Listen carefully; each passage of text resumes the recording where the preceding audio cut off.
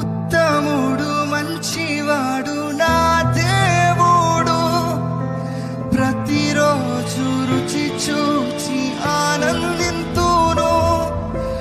ఉత్తముడు మంచివాడు నా దేవుడు, ప్రతిరోజు రుచి చూచి ఆనందింతును. యథార్థముగా స్తుతి పాడేదను, యథార్థముగా స్తుతి పాడేదను. ఏ మేలు నాకు కొదివే చేయవు. నిజమే కదా, ఏ మేలు నాకు కొదివే చేయ